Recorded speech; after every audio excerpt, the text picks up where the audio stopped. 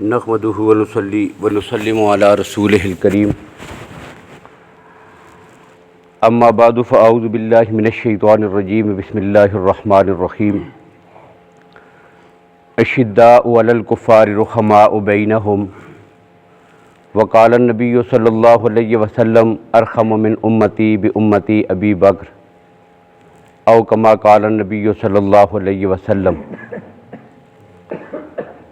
سیدنا صدیق اکبر رضی اللہ تعالیٰ عنہ کے فضائل اور مناقب اور آپ کی سیرت کے حوالے سے جو گفتگو ہم نے شروع کی تھی، آج اس کا 10واں درس ہے، اور انشاءاللہ آج جو مختصر سی بات ہوگی اس اس پوری گفتگو کا اختتامی حصہ ہے، اور آئندہ سے انشاءاللہ العزیز ہم اپنی اسی قرآن پاک والی ترتیب سے جہاں سورہ بقرہ سے چل رہے تھے وہاں سے آگے جو ہے وہ اپنے درس کو چلائیں گے۔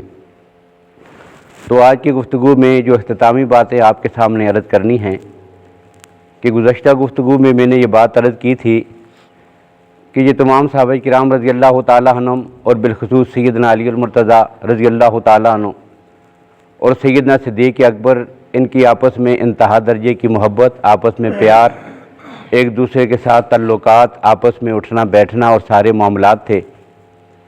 اور اس کی ایک دو مثالیں میں نے ذکر بھی کی تھیں کہ سیدنا علی المرتضیٰ رضی اللہ عنہ نے اپنے دور خلافت میں یہ حکم جاری کر دیا تھا کہ جو بھی ان کے بارے میں کوئی تنقیصی جملہ بھی اپنے زبان سے کہے گا، بلکہ احادیث سے یہ بات معلوم ہوتی ہے کہ انہوں نے اعلان کیا تھا کہ جو آدمی مجھے یعنی علی المرتضیٰ کو ابو بکر و عمر پہ فضیلت دے گا میں اسے بھی کوڑے ماروں گا۔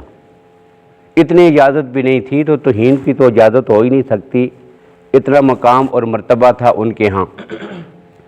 اور پھر یہ جو ایک حدیث ہے جو آپ خطبے میں اکثر سنتے رہتے ہیں، ارحم من امتی بامتی ابی بکر، لیکن ہمیں پتہ نہیں کہ اس حدیث میں اصل جو بات بتائی گئی ہے وہ کیا ہے۔ لفظی معنی یہی ہے کہ میری امت میں، اللہ کے نبی صلی اللہ علیہ وسلم فرماتے ہیں، میری امت میں اپنے امتیوں پر سب سے زیادہ رحم کرنے والا ابو بکر ہے۔ ارحم، سب سے بڑھ کر رحم کرنے والا کون ہے؟ ابو بکر ہے۔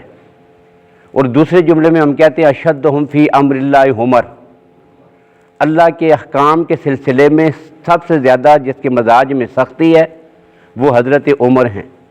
سب سے زیادہ جو حیادار ہے وہ سیدنا عثمان ہیں، اور سب سے زیادہ بہترین جو فیصلے کرنے والا قاضی ہے وہ سیدنا علی المرتضیٰ ہیں۔ تو یہ حدیث ہم پڑھتے ہیں۔ اب حدیث پہ بھی اگر غور کریں نا تو ایک تو یہ بات معلوم ہوئی کہ کائنات میں انبیاء کے بعد سب سے بڑا جو ہے نا وہ ابو بکر ہے، اور دوسرا ان تینوں کی جو خلافت ہے اس پر سیدنا علی المرتضیٰ کی طرف سے مہر لگ جاتی ہے۔ یہ جو ہم حدیث پڑھتے ہیں نا، یہ تینوں کی خلافت کی تصدیق ہے بزبان سیدنا علی المرتضیٰ۔ وہ کیسے؟ دیکھیں حدیث میں ہے، اللہ کے نبی صلی اللہ علیہ وسلم نے فرمایا کہ بڑوں کو حکم دیا کہ اپنے چھوٹوں پر رحم کیا کرو۔ بڑوں کو کیا کہا؟ من لم یرحم صغیرنا ولم یؤکر کبیرنا فلیس منا، کہ جو اپنے چھوٹوں پر شفقت نہیں کرتا، اپنے سے بڑوں کا ادب نہیں کرتا، وہ ہم میں سے نہیں ہے۔ چھوٹوں پر رحم کریں۔ بڑوں کے لیے کیا کہا؟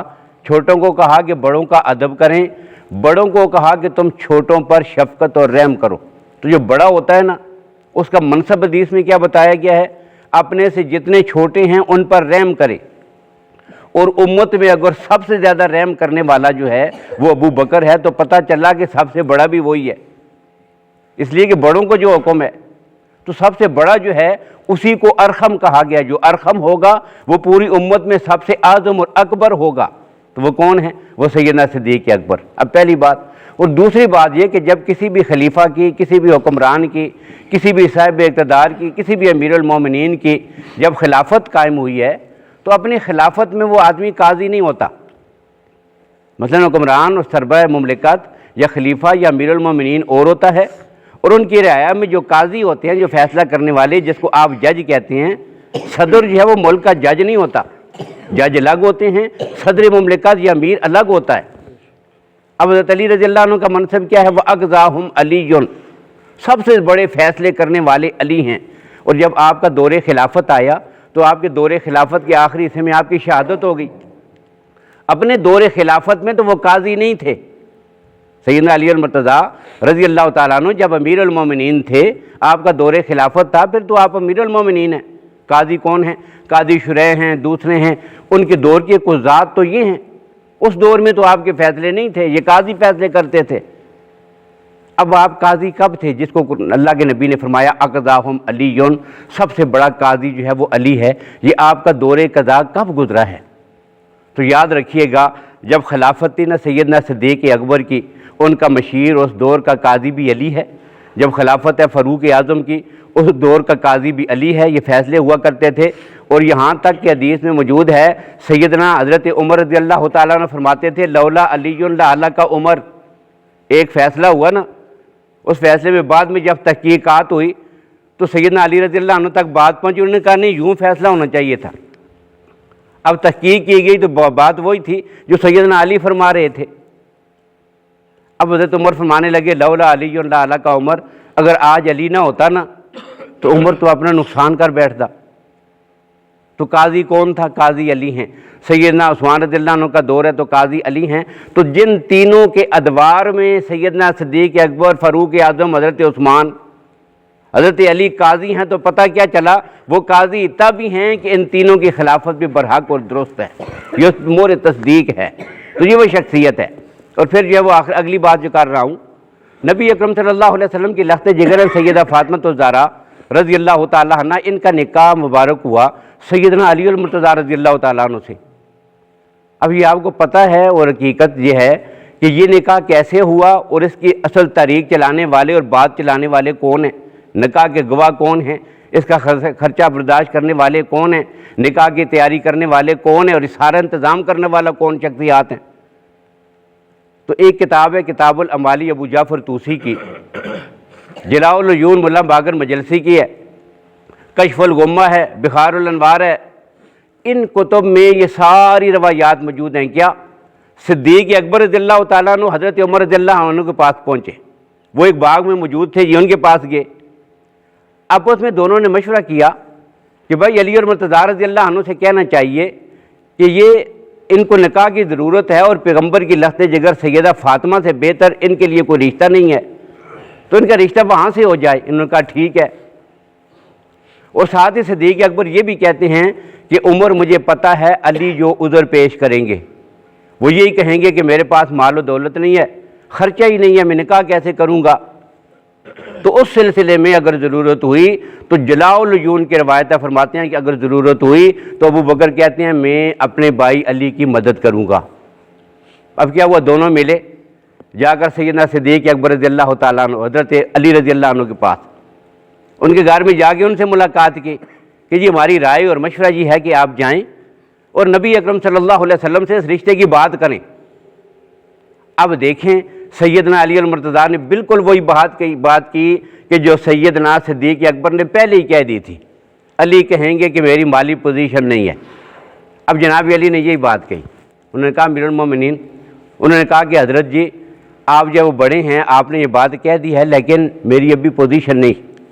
انہوں نے کوئی بات نہیں، ہم آپ کے ساتھ تعاون کریں گے، آپ جا کے بات تو کریں، باقی معاملہ کلیئر ہو جائے گا. اب سیدنا علی رضی اللہ تعالیٰ عنہ کے اللہ کے نبی وضو فرما رہے تھے، حدیث میں موجود ہے. اور یہ انہوں نے کتاب الاموالی میں بھی لکھی ہے، جلاء العیون ملا باقر مجلسی نے بھی لکھی ہے، فارسی میں، عربی میں، اردو میں. اب کیا ہوا؟ جا کر بات کی. اللہ کے نبی صلی اللہ علیہ وسلم وضو فرما رہے تھے، وضو کر کے بیٹھے. اب سیدنا علی بھی جا کے بیٹھے تو اللہ کے نبی نے پوچھا ہاں علی کیسے آنا ہوا؟ یا رسول اللہ میں خود تو نہیں آیا، ابو بکر اور عمر نے بھیجا ہے اور یہ بات کرنی ہے آپ سے. اب اللہ کے نبی نے فرمایا مجھے تو اس میں کوئی تردد نہیں ہے، ہاں میں اپنی بیٹی فاطمہ سے بھی پوچھ لیتا ہوں.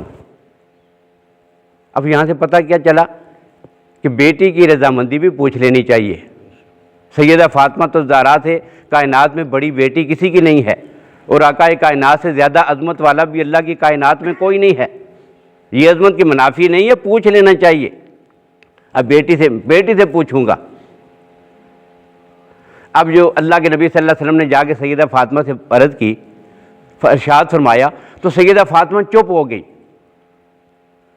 آگے سے جواب کوئی نہیں، نہ ہاں میں نہ نہ میں. اب یہ جو ہاں میں اور نہ میں جو جواب نہ دیا نا تو اللہ کے نبی صلی اللہ علیہ وسلم باہر تشریف لائے اور کہ فرما رہے تھے الحمدللہ سکوتہا اقرارہا، الحمدللہ علی بات بن گئی ہے، علی کی حضرت فاطمہ کی خاموشی ہی اس کا اقرار ہے، سکوتہا اقرارہا، حضرت فاطمہ کی خاموشی اس کا اقرار ہے، مان گئی ہیں۔ یہ اس لفظ میں نے زور دیا، سکوتہا اقرارہا، سیدہ فاطمہ کی خاموشی اس کا اقرار ہے، مان گئی، رشتہ طے ہو گیا۔ اب اس پہ زور میں نے اس وجہ سے دیا ہے کہ ایک موقع وہ بھی تھا کہ جب اللہ کے نبی دنیا سے تشریف لے گئے تو سیدہ فاطمہ حضرت صدیق اکبر رضی اللہ تعالیٰ عنہ کے پاس آئی تھی کہ یہ جو چھوٹا سا ایک باغ ہے، چھوٹا سا باغ ہے فدق، جس میں چند درخت کھجوروں کے، انہوں نے کہا کہ یہ ہمارے ہی نام کر دیں، وراثت میں ہمیں ہی دے دیں۔ تو جواب میں صدیق اکبر رضی اللہ تعالیٰ عنہ نے نبی اکرم صلی اللہ علیہ وسلم کی حدیث سنائی تھی کہ اللہ کے نبی نے فرمایا نحن معاشر الانبیاء لا نرث ولا نورث ما ترکنا صدقۃ، کہ یہ جو انبیاء ہے، انبیاء کا گروہ ہے، ان کی وراثت نہیں ہوتی، نہ ہم کسی کے وارث نہ ہمارا کوئی وارث، جو چھوڑ کے چلے جائیں وہ صدقہ ہوتا ہے۔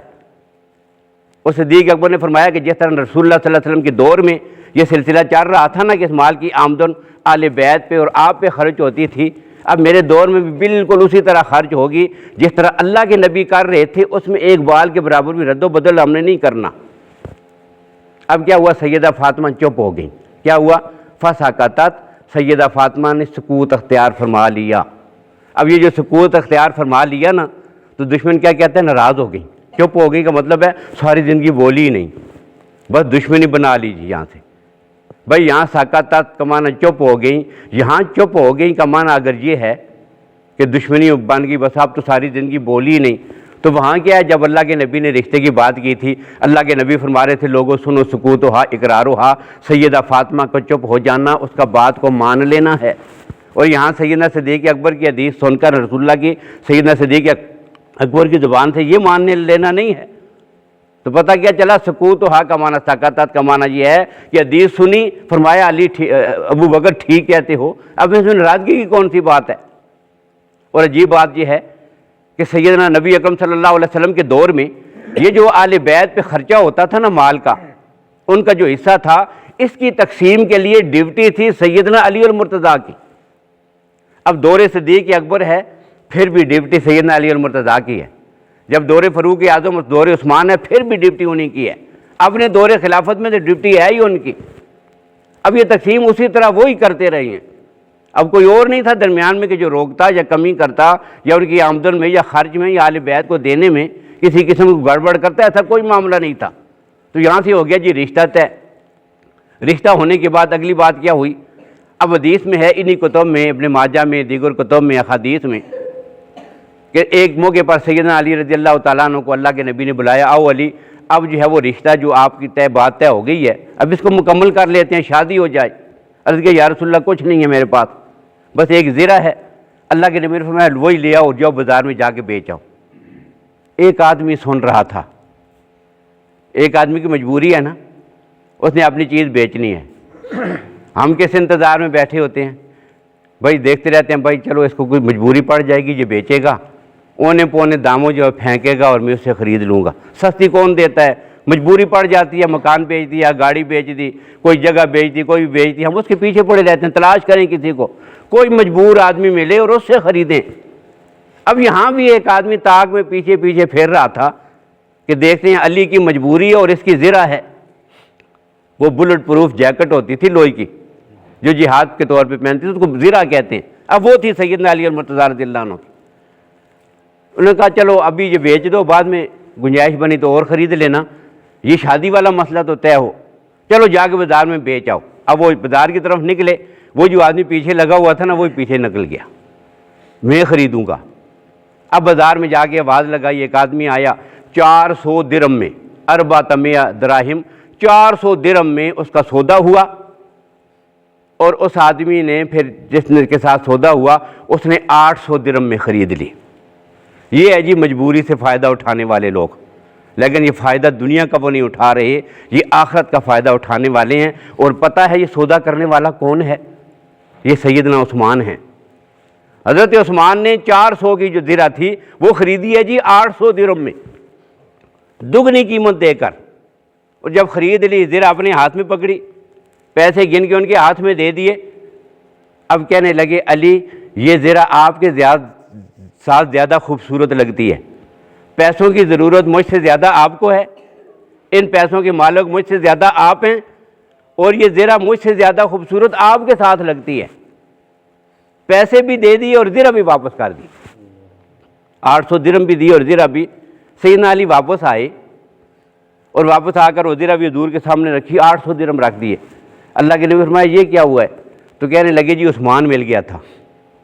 اب انہی کی کتابوں میں ہے اللہ کے نبی نے دونوں ہاتھ اٹھا کر حضرت عثمان کو دعائیں دی اور کہا کہ اللہ کی رحمتیں اور برکتیں ہوں حضرت عثمان پر کہ جنہوں نے اس موقع پر تیرے ساتھ تعاون اور مدد کی ہے۔ یہ وہ لوگ تھے، یہ آپس میں تعلقات تھے۔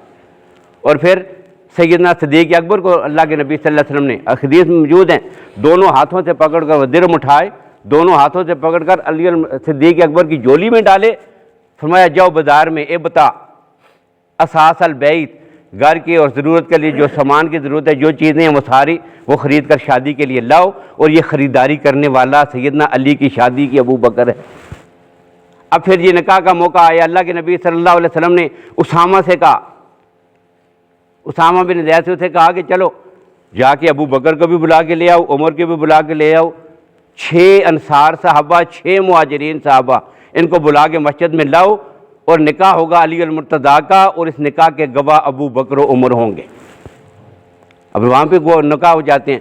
اور ادھر گھر میں کیا ہوا؟ جلاء العیون ملا باقر مجلسی نے لکھا بخار الانوار میں، دیگر کتب میں، کیا اللہ کے نبی صلی اللہ علیہ وسلم گھر میں تشریف لائے۔ سیدہ ام سلمہ فرماتی ہیں، کہتی ہیں اللہ کے نبی آئے اور گھر میں آگے پوچھا کون کون ہو؟ ام سلمہ کہتی ہے یا رسول اللہ میں ہوں، انا ام سلمہ تھا، میں ام سلمہ ہوں، اور یہ زینب ہیں، وہ فلانتن و فلانتن، حدیث میں آگے کیا لکھا ہوا ان کتابوں میں؟ وہ فلانتن، فلانی ہے اور ایک فلانی ہے۔ اب یہ فلانی فلانی کو آپ اگر سمجھیں گے نا تو دشمن کی چال کو بھی آپ سمجھ جائیں گے۔